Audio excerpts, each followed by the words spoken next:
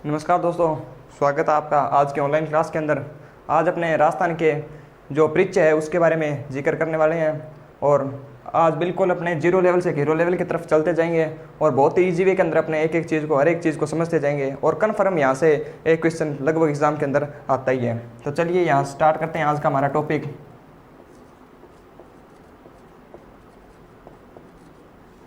राजस्थान एक परिचय। राजस्थान एक परिचय। इस नाम का क्या परिचय है कि ये नाम राजस्थान है वो कैसे होते होते यहाँ तक पहुंचा? क्या स्टार्टिंग के अंदर नाम राजस्थान था? नहीं, स्टार्टिंग के अंदर नाम राजस्थान नहीं था, नाम कुछ न कुछ और था। तो ये नाम कैसे होते होते ये राजस्थान है वो नाम कैसे होते होते यहाँ तक पहुंचा है?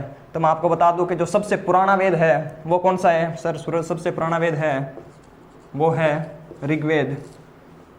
ऋग्वेद के बाद क्या आती है? ऋग्वेद के बाद आती है रामायण। रामायण किसने लिखी थी? गुरु वाल्मीकि ने लिखी थी। और उसके बाद में कोई ग्रंथ, जी सर हमें याद है, मरणोत्तरण्य का ग्रंथ है जिसका नाम है राजरूपक है। उसके बाद आते हैं मुगल और फिर आते हैं अंग्रेज। उसके बाद आ जाएगा अंग्रेजों के बाद अपना एकीकरण। बिल्कुल नहीं रटना है, मैं आपको बहुत ही इजी वे के अंदर एक शॉर्ट ट्रिक के अंदर समझा दूंगा कि ऋग्वेद के अंदर राजस्थान का क्या नाम मिलता है और रामायण के अंदर राजस्थान का क्या नाम मिलता है। तो आपको बता दूं कि ऋग्वेद के अंदर राजस्थान का है वो ब्रह्मवर्त नाम मिलता है। गुरु वाल्मीकि की रामायण के अंदर है मरुकांतार नाम मिलता है। राजरूपक जो ग्रंथ है वो मरणोत्तरण्य का है और उसके अंदर जो राजस्थान का नाम मिलता है वो राजस्थान नाम मिलता है। मुगल क्या कहते थे? मुगल ये कहते थे कि ये जो देश है वो क्या, इसके अंदर राजपूतों की संख्या ज़्यादा है, यानी कि राजपूतों का देश है। राजपूतों का देश होने के कारण मुगलों ने सिखाया है राजपूत, और अंग्रेजों ने फिर इस राजपूत शब्द को राजपूताना शब्द का प्रयोग है राजस्थान भूभाग के लिए किया है। ऋग्वेद के अंदर राजस्थान का क्या नाम मिलता है? ब्रह्मवर्त मिलता है। रामायण गुरु वाल्मीकि ने लिखी थी।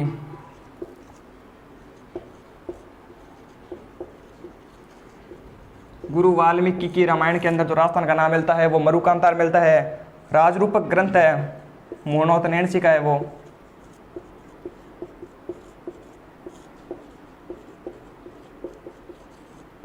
मरणोत्तरण्य के राजरूपक ग्रंथ के अंदर जो राजस्थान का नाम मिलता है वो राजस्थान मिलता है।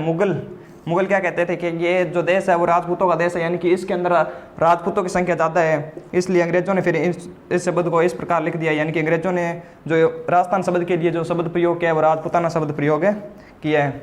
अब लगभग स्टूडेंट के यहाँ कन्फ्यूज होता है कि ऋग्वेद के अंदर राजस्थान का क्या नाम मिलता है और रामायण के अंदर राजस्थान का क्या नाम मिलता है। तो यहाँ पे क्या ये री और यहाँ पे यार है ब्री, यानी कि ऋग्वेद के अंदर ब्रह्मवर्त नाम मिलता है। री यार है, यहाँ पे भी री आ रहा है। तो ऋग्वेद के अंदर जो राजस्थान का नाम मिलता है वो ब्रह्मवर्त मिलता है। रामायण के अंदर जो राजस्थान का नाम मिलता है वो राम मैं, और इससे हो जाएगा मैं फॉर मरुकांतार। रामायण राम मैं से मरुकांतार। गुरु वाल्मीकि के रामायण के अंदर जो राजस्थान का नाम मिलता है वो मरुकांतार मिलता है। मरणोत्तरण्य के जो राजरूपक ग्रंथ के अंदर राजस्थान नाम मिलता है और मुगल इसे कहते हैं कि राजपूतों का देश है।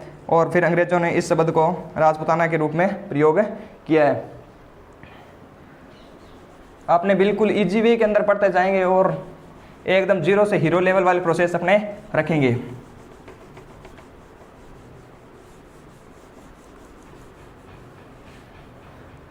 फिर बात करते हैं कि सबसे पहले राजपूताना शब्द का प्रयोग किसने किया था?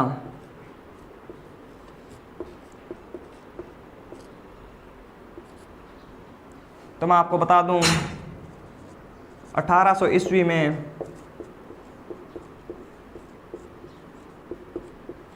जॉर्ज थॉमस ने इस भूभाग के लिए राजपूताना शब्द का प्रयोग किया था। पूछा जा सकता है कि सबसे पहले राजपूताना शब्द का प्रयोग किसने किया था? तो 1800 ईस्वी में जॉर्ज थॉमस पहला व्यक्ति ऐसा था जिसने इस भूभाग के लिए राजपूताना शब्द का प्रयोग किया है। वैसे आयरलैंड का था और इसकी बीकानेर के अंदर मृत्यु हुई थी और जो टेरिटोरी था वो भी आयरलैंड का ही था। उसके बाद आता है कर्नल जेम्स टोड।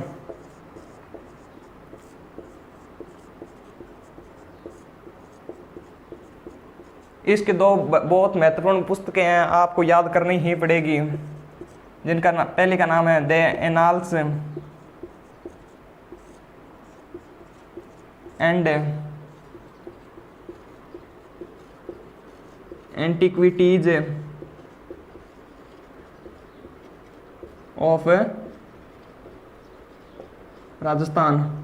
और इसकी जो दूसरी पुस्तक है the central and western Rajput state of India.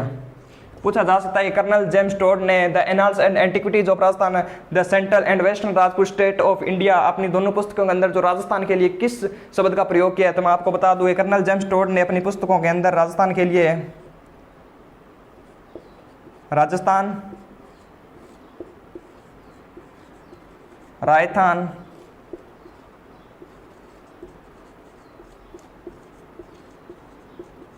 और रजवाड़ा शब्द का प्रयोग है कर्नल जेम्स टोड ने अपनी पुस्तकों के अंदर किया है। तो सबसे पहले राजपूताना शब्द का प्रयोग है वो 1800 ईस्वी में जॉर्ज थॉम्स ने किया था। और उसके बाद कर्नल जेम्स टोड ने the annals and antiquities of Rajasthan, the central and western Rajput state of India के अंदर जो है वो राजस्थान के लिए राजस्थान, रायथान और रजवाड़ा शब्द का प्रयोग किया है। उसके बाद अपने आगे चलते हैं कि जो सबसे पहले लिखित प्रमाण है वो कहाँ पे मिलता है, कि राजस्थान शब्द जो सबसे पहले हमें लिखा हुआ मिलता है वो कहाँ पे मिलता है। तो मैं आपको बता दूं कि बसंतगढ़ शिलालेख,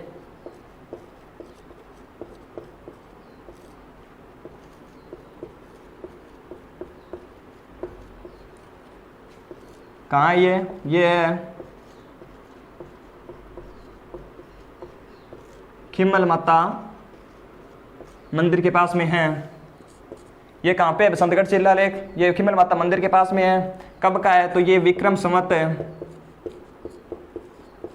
682 और इसका ईस्वी सन हो जाएगा 625।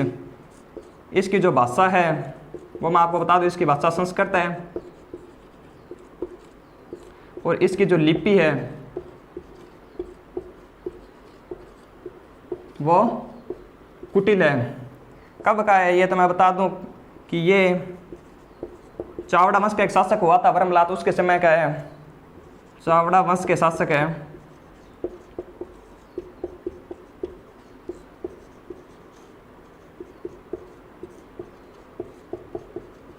वर्मलात के समय का है।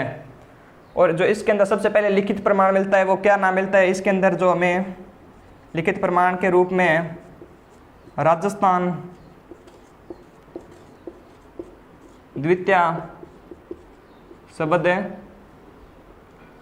है वो हमें यहीं से मिलता है। राजस्थान द्वितीय शब्द है वो कहाँ से मिलता है? बसंतगढ़ शिलालेख खिम्मल माता मंदिर के पास में है। विक्रम संवत 682 का और ईस्वी सन 625 हो जाएगा इसका। यदि आपको ईस्वी सन से विक्रम संवत बनाने के लिए बोल दे तो आप ईस्वी सन के अंदर +57 57 जोड़ देना, जो होगा वो विक्रम संवत हो जाएगा। भाषा इसके संस्कृत और लिपि इसकी कुटिल है। चावड़ा वंश के शासक वर्मलात के समय का है। और इसके अंदर जो हमें सबसे पहले लिखित प्रमाण के रूप में राजस्थान द्वितीय शब्द मिलता है। बसंतगढ़ शिलालेख खिम्मल माता मंदिर के पास विक्रम संवत 682 ईस्वी सन 625। भाषा इसके संस्कृत है, लिपि इसकी कुटिल है। चावड़ा वंश के शासक है वर्मलात के समय का है। और इसके अंदर जो हमें राजस्थान का नाम मिलता है वो राजस्थान है द्वितीय नाम मिलता है। चलिए बात करते हैं आगे राजस्थान के अक्षांश और देशांतरीय विस्तार के बारे में।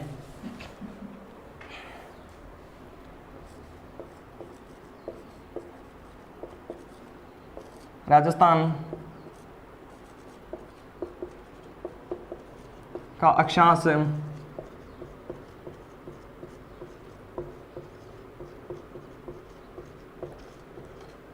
और देशांतरीय विस्तार, यानी कि राजस्थान का अक्षांश और देशांतरीय विस्तार के पढ़ने से पहले मैं आपको बता दूं कि ये अपनी पृथ्वी है। एसएससी के अंदर एक बार प्रश्न आया था कि महत्वपूर्ण दिशा कौन सी है। उसने दिया था कि महत्वपूर्ण दिशा कौन सी है। उसने अलग अलग ऑप्शन दिए थे, पूर्व, पश्चिम, उत्तर और दक्षिण। तो उसके अंदर लगभग स्टूडेंट पूर्व करके कहते हैं कि सूर्य है वो पूर्व के अंदर उदय होता है, इस प्रकार से पूर्व दिशा महत्वपूर्ण है। लेकिन बाद के अंदर पता चला था अपने को कि जो सूर्य है वो पूर्व दिशा के अंदर उदय होता है। जो सबसे पहले था वो ध्रुव तारा था। और ध्रुव तारा कौन सी साइड में चमकता था? हमेशा उसको किस साइड से देख लो वो हमेशा उत्तर की साइड ही चमकता था। और इस प्रकार से भूगोलवेताओं ने ध्रुव तारे को मेन मानते हुए जो ऊपर की दिशा है उसको उत्तर दिशा माना है। और उसका जो सही आंसर था वो उत्तर ही था। ठीक है, और उत्तर के बिल्कुल अपोजिट के अंदर हो जाएगा अपना दक्षिण। अब लगभग स्टूडेंट के ये कंफ्यूज रहता है कि सर ये पूर्व है, ये पूर्व है। तो मैं आपको बता दूं कि जिस भी साइड आपका राइट हैंड होगा, जिस भी साइड आपका राइट हैंड होगा वो हमेशा पूर्व दिशा होगी, और इसके बिल्कुल अपोजिट में हो जाएगी पश्चिम। जिस साइड आपका राइट हैंड होगा वो पूर्व दिशा होगी, और जिस साइड आपका लेफ्ट हैंड होगा वो पश्चिम दिशा होगी। तो इस प्रकार से ये अपनी पृथ्वी है, और यहां से मैं एक रेखा खींचता हूं। ये कौन सी रेखा है? तो ये मैं बता दूं आपको 0 डिग्री भूमध्य रेखा, और इसका जो दूसरा नाम है वो विषुवत रेखा भी है। अब लगभग स्टूडेंट के ये कंफ्यूज हो जाता है कि सर ये अक्षांश रेखाएं होती है या ये अक्षांश रेखाएं होती है। तो मैं आपको बता दूं कि ये जो रेखाएं, अक्षांश ऐसे लिखा जाता है, ये जो रेखाएं होगी वो अक्षांश रेखाएं होगी, और द कैसे लिखा जाता है? द ऐसे लिखा जाता है। तो ये जो रेखाएं होगी वो सारी की सारी देशांतर रेखाएं होगी, यानी कि पृथ्वी पर जो इस प्रकार से जो रेखाएं खींची जाती है वो अक्षांश रेखाएं होती है, और जो इस प्रकार से रेखाएं खींची जाती है वो देशांतर रेखाएं होती है। तो चलिए अपने आगे बात करते हैं। फिर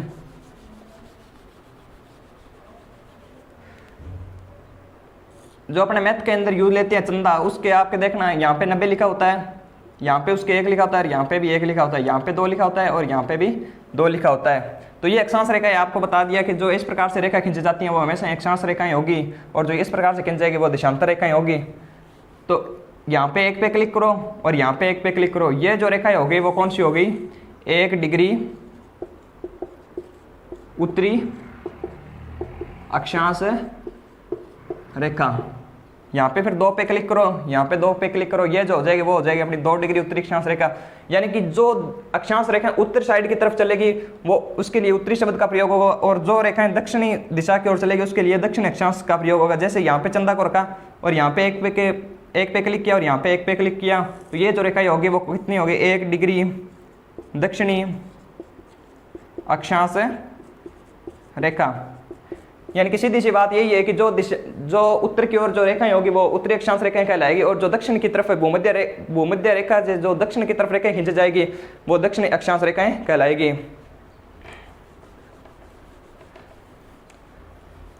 फिर यहां से एक रेखा गुजरती है, कितनी? 23.5 डिग्री उत्तरी अक्षांश रेखा, और यहां से एक रेखा गुजरती है जिसका नाम है 23.5 डिग्री दक्षिणी अक्षांश रेखा। 23.5 डिग्री उत्तरी अक्षांश रेखा, उसको कर्क रेखा कहते हैं, और जो 23.5 डिग्री दक्षिण अक्षांश रेखा है उसको मकर रेखा के नाम से जाना जाता है। अब लगभग स्टूडेंट के ये कंफ्यूज हो जाता है कि सर ये कर्क रेखा है या ये कर्क रेखा है। तो मैं आपको बता दूं कि क्या पहले आता है, तो ऊपर वाली जो रेखा होगी वो कर्क रेखा हो जाएगी, और जो नीचे वाली रेखा है वो मकर रेखा हो जाएगी।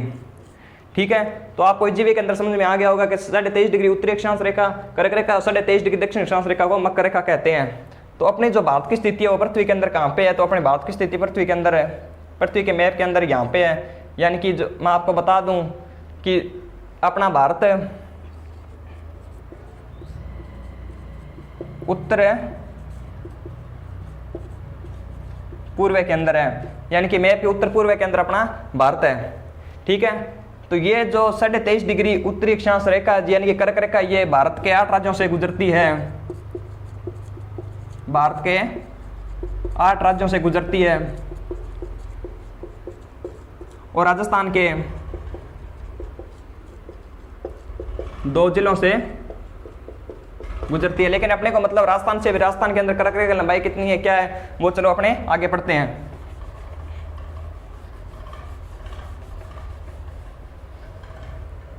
ये अपना राजस्थान मान लो, यहां से रेखा गुजरती है वो 23.5 डिग्री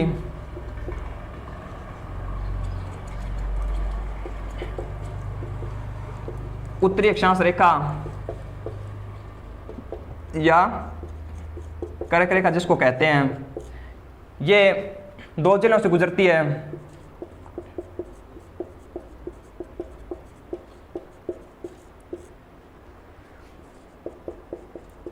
बांसवाड़ा की कुशलगढ़ तहसील,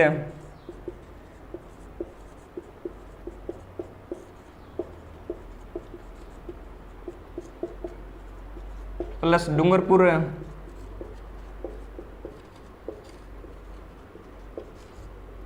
के चीखली गांव से गुजरती है।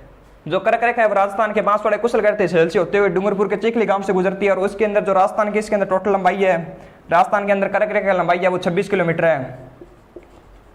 ध्यान रखना दोस्तों, पूछा जा सकता है कि राजस्थान के अंदर करक रेखा की लंबाई कितनी है, तो मैं आपको बता दूं कि राजस्थान के अंदर करक रेखा की लंबाई है वो 26 किलोमीटर है। बांसवाड़ा कुशलगढ़ तहसील से लेकर डूंगरपुर के चीखली गांव से गुजरती है।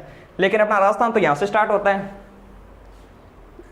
तो फिर बच्चों इस 23 का 23 रहने देना, आप इस 3 जीरो की जगह 03 कर देना, यानी कि 23 डिग्री 3 मिनट उत्तरी अक्षांश से लेके, उत्तरी से बदलेगा, बताया था ना कि ये उत्तर साइड की तरफ अपना जो भारत है वो, तो 23 डिग्री 03 उत्तरी अक्षांश से लेके 30 डिग्री 12 मिनट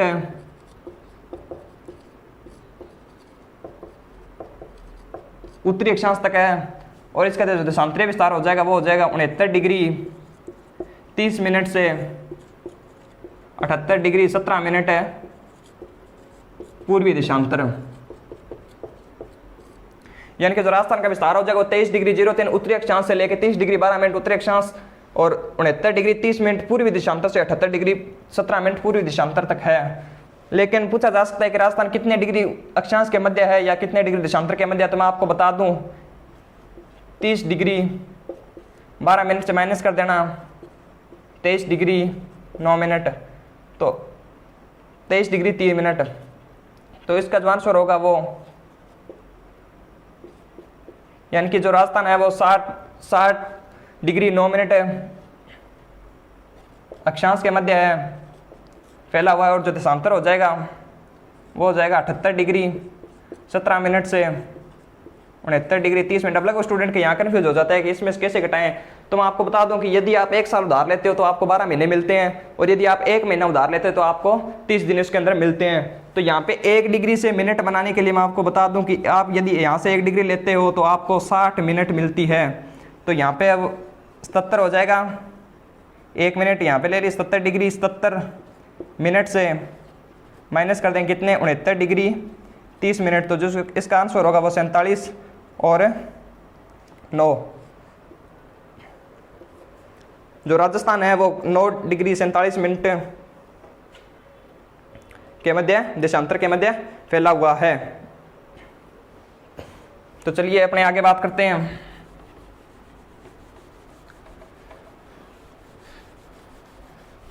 लगभग नॉर्मली बात अब आपको पता चल गई है कि कितने डिग्री अक्षांश और कितने डिग्री देशांतर के अंदर राजस्थान है वो अपना फैला हुआ है, और कौन कौन सी अक्षांश रेखाएं या कौन सी देशांतर रेखाएं अगर राजस्थान के कहाँ से गुजरती है, भारत के 8 राज्यों से होते हुए गुजरती है। अब उसके बाद में आगे बात करते हैं राजस्थान के आगे के बारे में। तो ये मान लो अपना राजस्थान का मैप है, यहाँ से लेके यहाँ तक जो इसकी टोटल लंबाई है वो कितनी हो जाएगी, राजस्थान की जो टोटल सीमा हो जाएगी वो हो जाएगी 5920 किलोमीटर। लेकिन अपने को इसके अंदर ध्यान रखना 5920 के अंतर अंतर्राज्यीय सीमा प्लस अंतर्राष्ट्रीय दोनों सीमाएं हैं। तो जो इसके अंतर्राज्यीय सीमाएं हैं वो हो जाएगी 4850 किलोमीटर, और जो इसकी अंतर्राष्ट्रीय सीमा है वो हो जाएगी 1070 किलोमीटर। यानी कि जो राजस्थान के अंदर अंतर्राज्यीय सीमा की लंबाई है वो 4850 किलोमीटर, और जो अंतर्राष्ट्रीय सीमा की लंबाई है वो 1070 किलोमीटर है। अंतर्राष्ट्रीय सीमा तो मैं बता दूं कि राजस्थान के एक साइड के अंदर एक देश लगता है जिसका नाम है पाकिस्तान।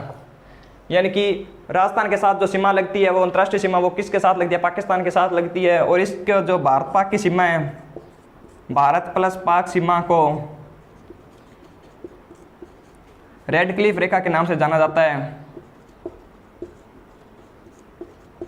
रेड क्लिफ रेखा के नाम से जाना जाता है। इसका जो नाम था वो सर रेड क्लिफ ने दिया था यानी कि भारत पाक सीमा को रेड क्लिफ रेखा के नाम से जाना जाता है, और उसकी जो टोटल लंबाई है राजस्थान के अंदर 1070 किलोमीटर है। लेकिन यदि आपको एग्जामिनर ऐसे पूछ ले कि टोटल रेड क्लिफ रेखा की लंबाई कितनी है, तो फिर आपको 1070 नहीं करना है, क्योंकि फिर वो आपको पूरी भारत की पूछ रहे हैं, तो फिर उसका आंसर 3310 किलोमीटर होगा।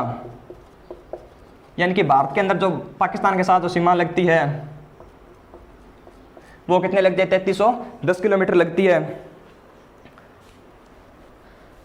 चलिए अपने थोड़ा सा जिक्र कर लेते हैं कि 3310 किस किस राज्य से लगती है। तो मैं आपको बता दूं कि जम्मू और कश्मीर के साथ जो सीमा लगती है पाकिस्तान की वो 1216 किलोमीटर लगती है। राजस्थान के साथ जो सीमा लगती है वो 1070 किलोमीटर लगती है। और उसके बाद पंजाब के साथ जो सीमा लगती है 514 किलोमीटर लगती है। और जो गुजरात के साथ सीमा लगती है वो 510 किलोमीटर की सीमा लगती है। तो जो सर्वाधिक पाकिस्तान के साथ सीमा भारत की किस राज्य की लगती है, जम्मू कश्मीर की लगती है 1216 किलोमीटर, और जो न्यूनतम सीमा है वो गुजरात की लगती है 510 किलोमीटर। तो चलिए उसके बाद अपने आगे की बात करते हैं कि जो राजस्थान है उसके कौन कौन से जिले हैं वो अंतर्राष्ट्रीय सीमाएं बनाते हैं और कितनी कितनी बनाते हैं। तो सबसे पहले यहाँ पे अपना एक जिला है जिसका नाम है गंगानगर, फिर आता है बीकानेर,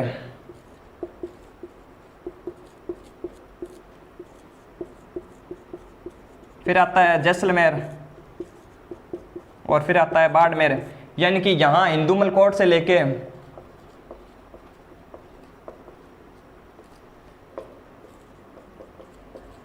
बाड़मेर के बाकासर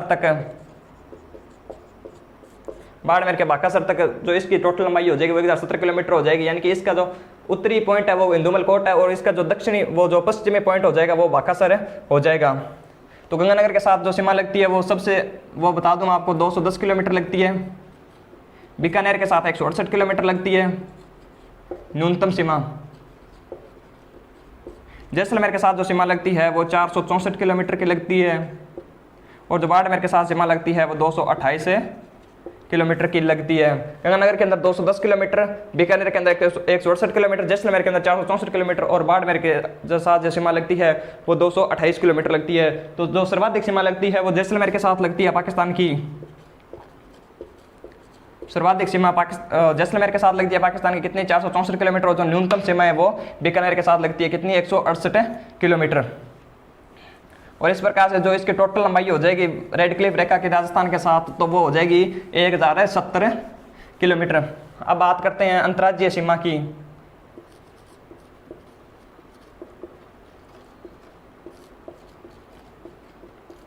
यानी कि अंतर्राज्यीय सीमा वो किन किन राज्यों से लगती है, तो मैं आपको बता दूं कि 5 राज्यों से लगती है।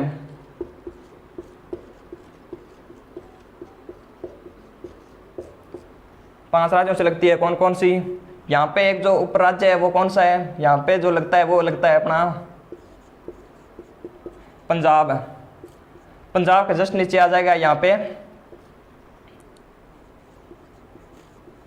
हरियाणा।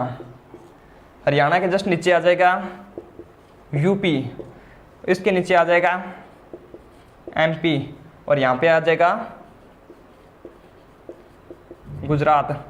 यहाँ पे यूपी है, यहाँ पे एमपी है। यूपी का मतलब होता है उत्तर प्रदेश, यानी कि जो ऊपर है वो उत्तर प्रदेश है और जो नीचे है वो एमपी हो जाएगा। जो पंजाब के साथ जो सीमा लगती है, पंजाब की जो राजस्थान के साथ सीमा लगती है वो 89 किलोमीटर लगती है। हरियाणा के साथ लगती है वो 1262 किलोमीटर की लगती है। यूपी के साथ लगती है वो 877 किलोमीटर की लगती है। एमपी के साथ सर्वाधिक सीमा कितनी लगती है, राजस्थान की 1600 किलोमीटर लगती है। और गुजरात के साथ लगती है वो 1022 किलोमीटर की लगती है। पंजाब के साथ 89 किलोमीटर की लगती है। और इसके 2 जिले, राजस्थान के 2 जिले पंजाब के साथ सीमा बनाते हैं। हरियाणा के साथ 7 बनाते हैं, उत्तर प्रदेश के साथ 2 बनाते हैं, एमपी के साथ 10 बनाते हैं, और गुजरात के साथ 6 जिले सीमा बनाते हैं। आप ये मैप अच्छे तरीके से तैयार कर लेना, आगे बहुत काम देगा, क्योंकि लगभग 20% जियोग्राफी आपको ये मान लो कि आपके मैप तैयार होते ही आपको आने लग जाएगी, क्योंकि आगे नदियों के अंदर बहुत काम देगी ये मैप। और एक बार तो प्रश्न भी पूछा जा चुका है, RS 2011 के अंदर एक प्रश्न आया था कि किस जिले का विस्तार पूर्व से पश्चिम की ओर है या पश्चिम से पूर्व की ओर है, तो इसका भीलवाड़ा ऑप्शन था। यहाँ पे भीलवाड़ा है, एक जिला है राजस्थान का जिसका विस्तार पूर्व से पश्चिम की ओर है। RS 2011 के अंदर ये प्रश्न पूछा जा चुका है। तो इस प्रकार से आपको मैप तैयार होने के अंदर मैप तैयार होने के बाद में आपको लगभग 20% जियोग्राफी आपकी तैयार हो जाएगी। आप बस मैप तैयार कर लेना, क्योंकि आगे नदियों के अंदर बहुत काम देंगे। जैसे ये मैं आपको एक बेसिक तौर पे बता दूं, यहाँ पे अजमेर है, यहाँ से लूणी नदी निकलती है, अजमेर के नागपाड़ से होती हुई नागौर, पाली, जोधपुर, बाड़मेर और जालौर से होते हुए गुजरती है। तो आपको फिर ये क्रम से याद रखने पड़ेंगे, फिर आपको रटना नहीं पड़ेगा। फिर ये एक नदी है वो एक क्रम से बहेगी, तो आपको बहुत ईजी तरीके के अंदर आपको ये समझ में आ जाएगी। तो चलो अब बात करते हैं कि पंजाब के साथ कौन कौन से सीमा बनाते हैं और बाकी राज्यों के साथ कौन कौन से सीमा बनाते हैं। तो गंगानगर हनुमानगढ़ पंजाब के साथ हो जाएगा, हनुमानगढ़, चूरू, झुंझुनू, सीकर, जयपुर और अलवर और भरतपुर, ये भरतपुर तक हो जाएगी। हरियाणा के साथ भरतपुर और धौलपुर ये हो जाएगी। यूपी के साथ धौलपुर, करौली, सवाई माधोपुर, कोटा, बारां और झालावाड़। और फिर आता है यहाँ पे भीलवाड़ा की सीमा थोड़ी सी लगती है, देख लेना आप, भीलवाड़ा को छोड़ मत देना, भीलवाड़ा। फिर आता है चित्तौड़ और प्रताप, और फिर लास्ट के अंदर आ जाता है बांसवाड़ा। यानी कि इस प्रकार से जो टोटल हो गए वो 10 जिले एमपी के साथ सीमा बनाते हैं। फिर इधर से स्टार्ट करते हैं गुजरात के साथ कौन कौन से जिले लगते हैं। तो मैं आपको बता दूं कि बाड़मेर, जालोर, सिरोही, उदयपुर, डूंगरपुर और बांसवाड़ा, इस प्रकार से गुजरात के साथ हैं 6 जिले एक सीमा लगती है। पंजाब के साथ 2 लगते हैं, हरियाणा के साथ 7 लगते हैं, उत्तर प्रदेश के साथ 2 लगते हैं, एमपी के साथ 10 लगते हैं और गुजरात के साथ 6 जिलों की सीमा लगती है। ठीक है, आपको वो जिले बता दिए, आप मैप तैयार कर लेना और मैंने आपको जिले बता दिए हैं, फिर उस प्रकार से आप रख देना। अब बात करते हैं कि जो सबसे ज्यादा अंतर्राज्यीय सीमा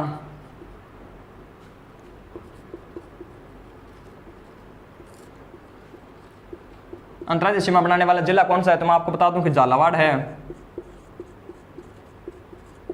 कितनी लगती है सर? तो इसके साथ 560 किलोमीटर की अंतर्राज्यीय सीमा लगती है सबसे ज्यादा। और यदि न्यूनतम पूछ लिया जाए तो फिर इसका ऑप्शन बाड़मेर होगा। कितनी? 14 किलोमीटर। और यदि पूछा जाए कि केवल अंतर्राज्यीय है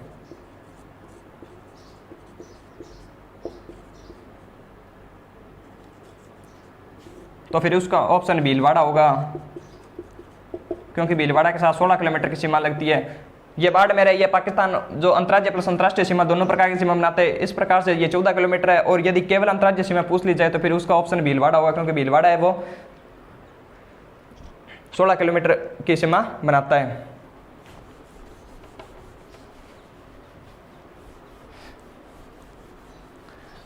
अब बात करते हैं अपने राजस्थान के आगे की तरफ। जो राजस्थान के बड़े जिले कौन से और छोटे जिले कौन से हैं।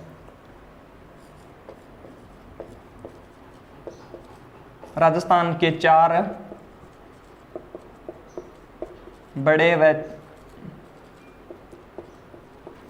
4 छोटे जिले, यानी कि राजस्थान के 4 बड़े और 4 छोटे जिलों का आपने जिक्र करते हैं। तो सबको पता है कि जो सबसे बड़ा जिला है वो जैसलमेर है, और उसके बाद के अंदर जो आएगा वो बीकानेर आएगा, फिर बाड़मेर और फिर हो जाएगा जोधपुर। कई बुक के अंदर ये लिखा हुआ है कि बाड़मेर जो है वो दूसरे स्थान पर आता है, लेकिन आप जो बीकानेर की ऑफिशियल साइट है उसके ऊपर जाके देखना, जो सरकारी विभाग की साइट है उसके अंदर जो राजस्थान का क्षेत्रफल, वो बीकानेर के अंदर जो इसका क्षेत्रफल दे रखा है वो 30,248 वर्ग किलोमीटर दे रखा है। तो इस प्रकार से, और इसका वो 28 के समथिंग है। तो इस प्रकार से जो बीकानेर है वो दूसरे नंबर का सबसे बड़ा जिला है। जैसलमेर है, उसका क्षेत्रफल कितना है? 38,401 वर्ग किलोमीटर, इसका 250 हो गया। और ये जोधपुर 22। लगभग एक सभी ने याद रख रखा है कि 38,401।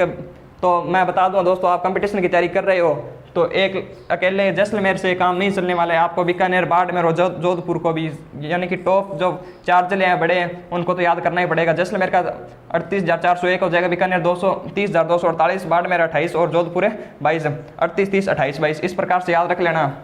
38, 30, 28, 22। और उसके बाद आते हैं 4 छोटे जिले। तो मैं आपको बता दूं कि इसके लिए आप एक सूत्र याद रखना, DR, डेबिट कार्ड होता है ना, उसी प्रकार से DR, यानी कि D3 और R1 जो सबसे छोटा जिला हो जाएगा वो हो जाएगा धौलपुर। उसके बाद हो जाएगा दौसा, फिर हो जाएगा डूंगरपुर, और उसके बाद में हो जाएगा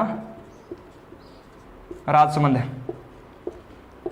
इसका जो क्षेत्रफल है वो 30-33, दौसा का हो जाएगा 34-32, डूंगरपुर का हो जाएगा 37-70, और राजसमंद का हो जाएगा 38-60। यानी कि जो धौलपुर का क्षेत्रफल है वो 30-33 किलोमीटर है, और दौसा का 34-32, डूंगरपुर 37-70 और राजसमंद का 38-60। लगभग एक का सभी को पता है कि धौलपुर का है, लेकिन वो एग्जामिनर आपको पूछ सकता है कि दूसरा सबसे छोटा जिला कौन सा है, तीसरा सबसे छोटा जिला कौन सा है। तो इस प्रकार से आपको एक से काम नहीं चलने वाले हैं दोस्तों, आपको कम से कम 4 तो याद करने ही होंगे, 4 बड़े और 4 छोटे जिले, क्योंकि आप कंपटीशन की तैयारी कर रहे हो। एग्जामिनर आपको घुमा फिरा के कैसे भी क्वेश्चन पूछ सकते हैं कि बाड़मेर है वो राजस्थान का कितने नंबर का बड़ा जिला है, यानी कि तीसरे नंबर का बड़ा जिला बाड़मेर है, चौथे नंबर का बड़ा जिला कौन सा है और उसका क्षेत्रफल कितना है। तो आपको 4 बड़े और 4 छोटे जिले याद करने ही होंगे। चलो अपने जो पढ़ाया मैंने वो रिपीट मारते हैं। तो जो राजस्थान है वो सबसे पहले जो ऋग्वेद के अंदर जो राजस्थान का ब्रह्मवर्त नाम मिलता है, और उसके बाद के अंदर रामायण के अंदर जो राजस्थान का नाम मिलता है वो मिलता है, रामायण के अंदर मरुकांतारा मिलता है, राजरूप ग्रंथ के अंदर राजस्थान नाम मिलता है। और उसके बाद मुगल ने राजपूता का देश कहा था और अंग्रेजों ने इसे राजपूताना कहा था। जॉर्ज थॉमस पहला व्यक्ति ऐसा था जिसने 1800 ईस्वी के लिए 1800 ईस्वी में इस भूभाग के लिए राजपूताना शब्द का प्रयोग किया था। और उसके बाद में कर्नल जेम्स टोड ने अपनी 2 पुस्तक the annals and antiquities of Rajasthan the central and western Rajput state of India के अंदर जो शब्द प्रयोग किया राजस्थान के लिए वो राजस्थान, रायथान और रजवाड़ा शब्द का प्रयोग किया है। उसके बाद आता है सबसे पहले लिखित प्रमाण। तो लिखित प्रमाण बसंतगढ़ शिलालेख के अंदर मिलता है आपको, खिमर माता मंदिर के पास है, विक्रम संवत 682 का, ईस्वी सन 625 का है, और ये चावड़ा वंश के शासक ब्रह्मलाद के समय का है। और इसकी भाषा संस्कृत है, इसकी लिपि कुटिल है।